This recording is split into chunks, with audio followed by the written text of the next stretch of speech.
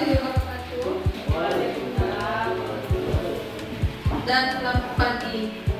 Baik Bapak Ibu, puji syukur kita panjatkan kehadirat Tuhan atas kesehatan yang telah diberikan kepada kita sehingga kita bisa berkumpul di ruangan ini untuk melakukan observasi siklus peningkatan kualitas praktik pembelajaran oleh Kepala SMP Negeri 3 Talisayan periode Januari sampai dengan Juni 2024. Ini adalah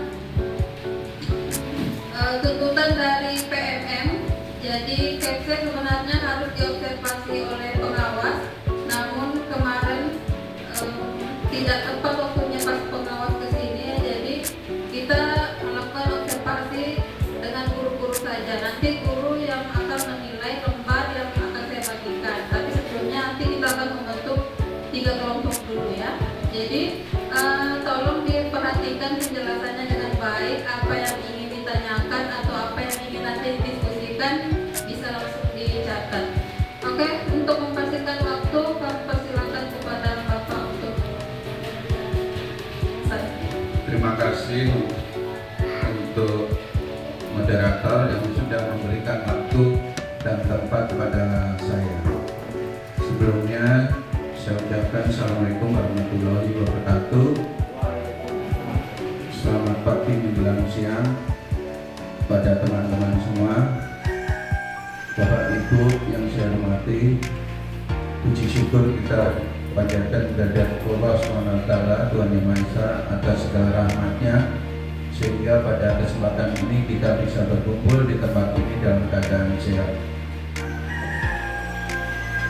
Tadi sudah diterangkan oleh moderator bahwa observasi ini adalah tuntutan, karena Bapak Ibu sudah mengetahui semua bahwa di dalam pembelajaran kita semuanya memakai aplikasi, di mana di dalam pembelajaran atau kinerja kita itu bukan semaunya kepala sekolah yang menilai, tapi di dalam aplikasi apa yang Bapak Ibu sampaikan, disitulah nanti muncul ya, yang muncul ya. Jadi observasi siklus peningkatan kualitas praktek pembelajaran, artinya yaitu Bapak Ibu membuat program baik di dalam pembelajaran maupun dalam keseharian. Nah, ini pesan dari kepala sekolah. Seharusnya Bapak Ibu mengacu pada PMM yang sudah diberikan oleh Kemendikbudristek. Ya. Kenapa PMM? PMM itu adalah dasarnya, ya. Jadi di situ ketika Bapak Ibu membuka PMM, pastinya di situ semua informasi ada di situ, ya. Nah, ini apa yang tampak dalam layar ini adalah raport pendidikan kita, di mana raport pendidikan kita ada yang merah ya, nilai kita masih sangat rendah Bapak Ibu ya. Yang pertama adalah D2. D2 itu SMP Negeri 3 dengan skor 1 Bapak Ibu. Nah, kita bisa melihat di sini ya, kita bisa melihat di bawah ini D1 itu adalah kualitas pembelajaran. Jadi kualitas pembelajaran yang kita laksanakan di tempat ini. Mungkin Bapak Ibu menyadari bahwa bagaimana kualitas pembelajaran yang ada dalam kelas, ya. Jadi Bapak Ibu mohon selalu ditingkatkan ya, jangan tambah turun tapi ditingkatkan supaya apa ya, minimal kuning atau hijau ya. Yang kedua adalah E1. Apa itu E1? Partisipasi warga sekolah, yang dimaksud warga sekolah itu siapa? Ya, semua yang ada di lingkungan sekolah, termasuk kantin, siswa, TU, ya, guru, semua itu warga sekolah. Dari rapat pendidikan itu bisa diuraikan, ya. Pertama, manajemen kelas. Manajemen kelas itu apa yang terjadi di dalam kelas. Misalnya Bapak Ibu masuk di kelas, di situ ada jurnal, ya. Jangan sampai lupa Bapak Ibu. Bapak Ibu walaupun masuk tapi nggak mengisi jurnal, ya dikatakan nggak hadir, ya kan?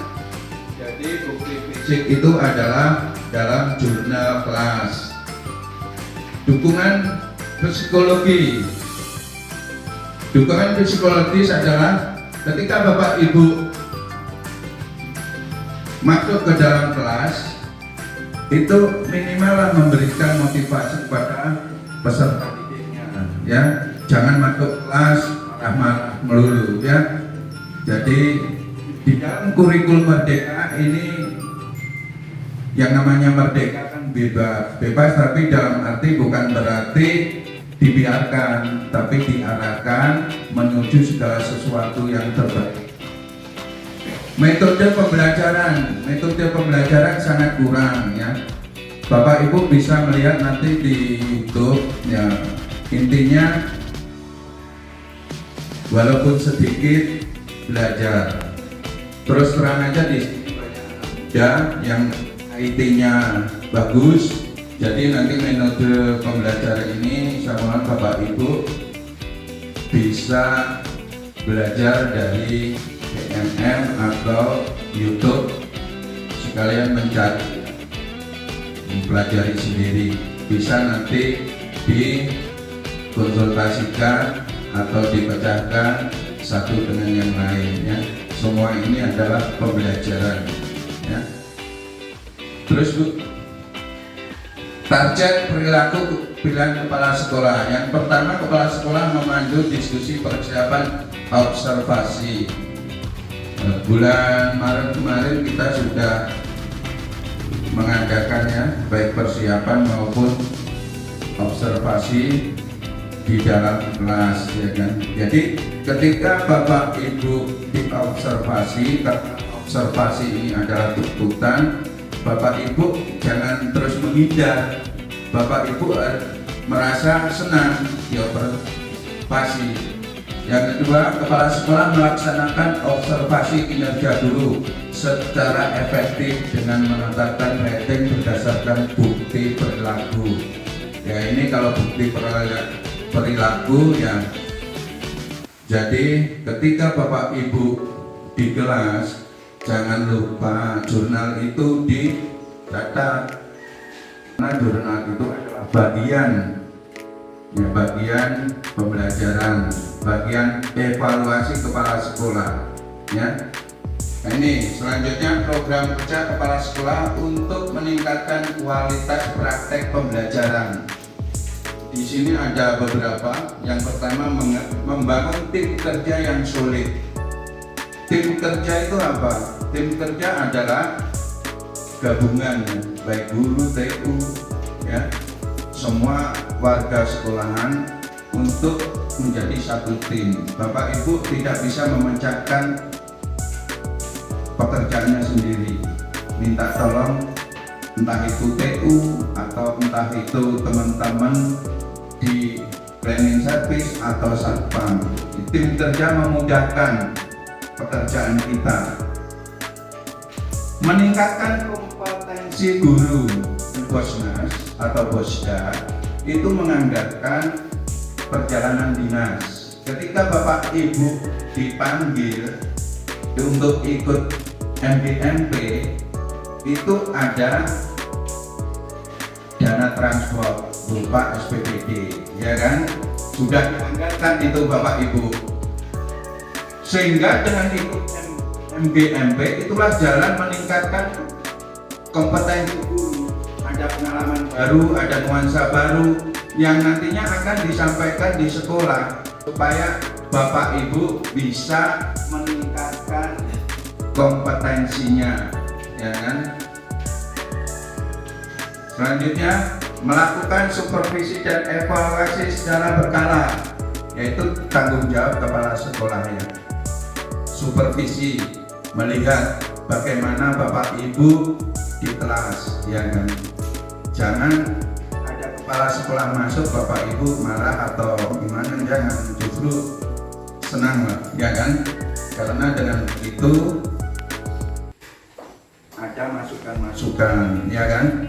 Menggunakan teknologi dalam pembelajaran. Bapak Ibu, beberapa bulan yang lalu ketika kita rapat membuat RKAS maupun RAPBS, kepala sekolah menyarankan Bapak Ibu membuat program apa saja yang perlu dibutuhkan.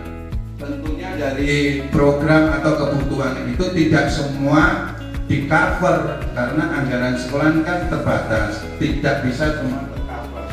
Jadi diambillah skala prioritas, ya. Selanjutnya membangun hubungan dengan orang tua dan masyarakat.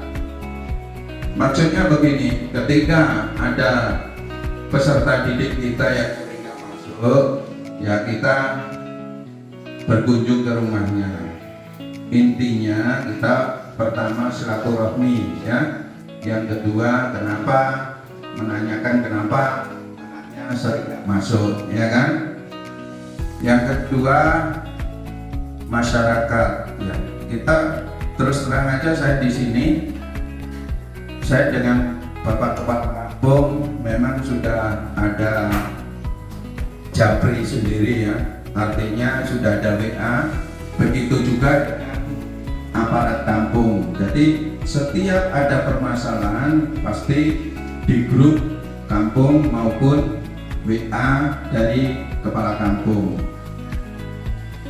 Kenapa begitu? Untuk memudahkan kita menyediakan sarana dan prasarana yang memadai. Artinya begini, beberapa waktu lalu ketika kita menyusun RKAS maupun RAPBS, saya menyampaikan, kita berbicara ke depan. Saya ingin ruangan kelas atau rombel itu ada sarana pembelajaran.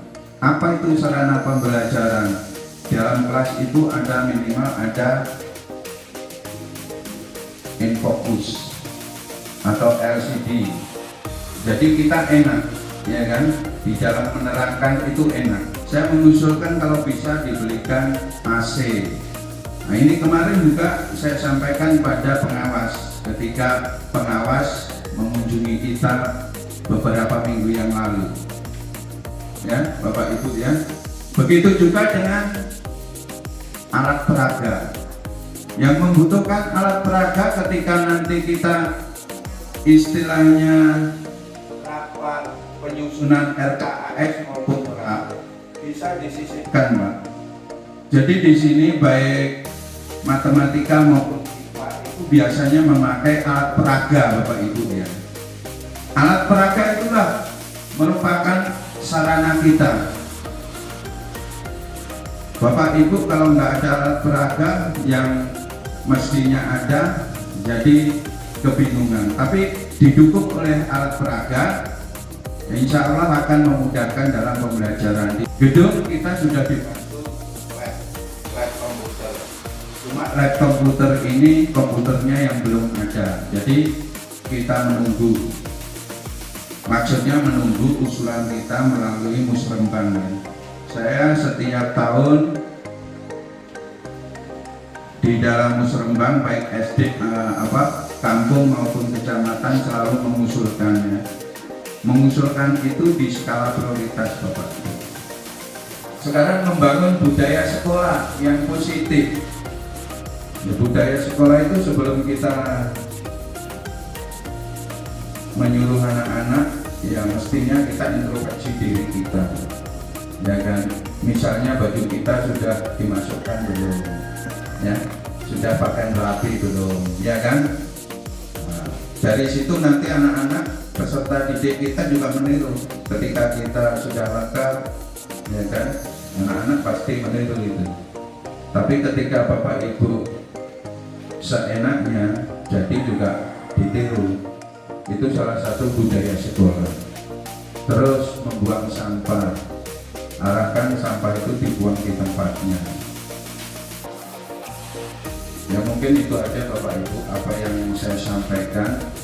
Mohon kiranya dari uraian saya ini tadi Bapak Ibu bisa menanyakan sesuatu yang sekiranya belum Bapak Ibu mengerti, ya kan, biar semua itu bisa saling belajar, saling saling menambah pengalaman, ya. Silakan Bapak Ibu.